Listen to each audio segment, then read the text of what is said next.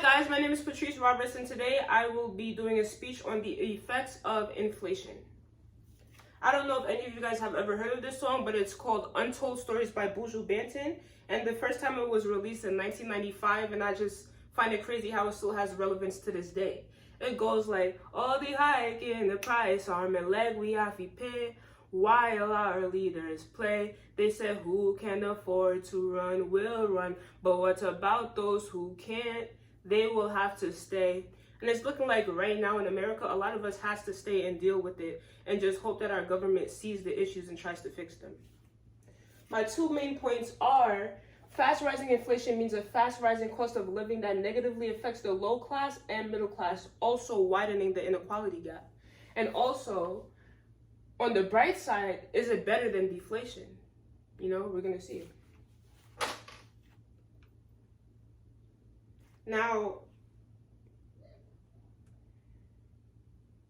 according to Brookings, high inflation in short tends to worsen inequality or poverty because it hits income and savings harder for poorer or middle income households than for wealthy households.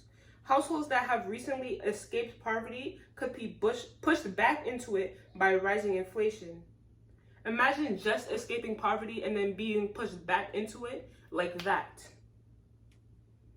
Now, between 1980 and 2019, the US dollar has lost over half of its value, but this is at a steady rate, so we were able to adjust.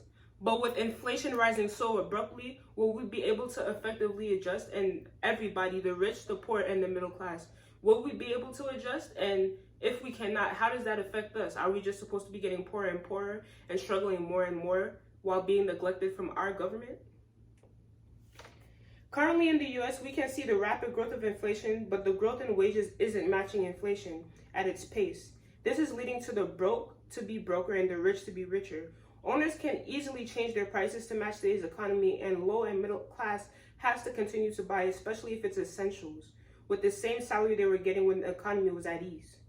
Right now, instead of the US considering lower income homes, they are trying to lower inflation by increasing interest rates. But in the meantime, do low income families just get broker, like I had previously said? On the other hand, is this better than inflation? Former Fed Chairman Paul Volcker in the 1980s raised the Fed funds to 20% to tackle inflation. He kept it at 20% even though it caused a recession, which it usually does, aka depression. He did this to prove that inflation could be tamed. The lowest interest rates can go at 0%, which creates a liquidity trap. Why is a liquidity trap bad?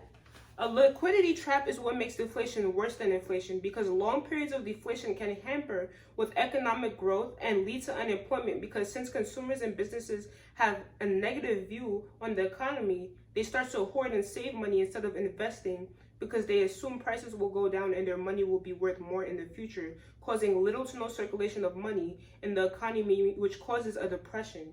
In a liquidity trap, businesses are also less likely to hire, which causes high unemployment. People do not have jobs, money isn't circulating. This would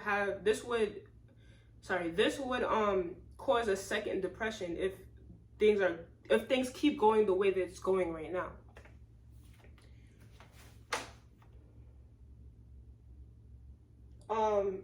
As I was doing research, I found this quote from somebody. It stated, "My money isn't going as far. It isn't sustaining my day-to-day life, but also my job is harder.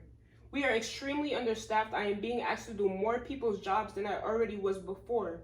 Morale is on the floor, and people are threatening to quit."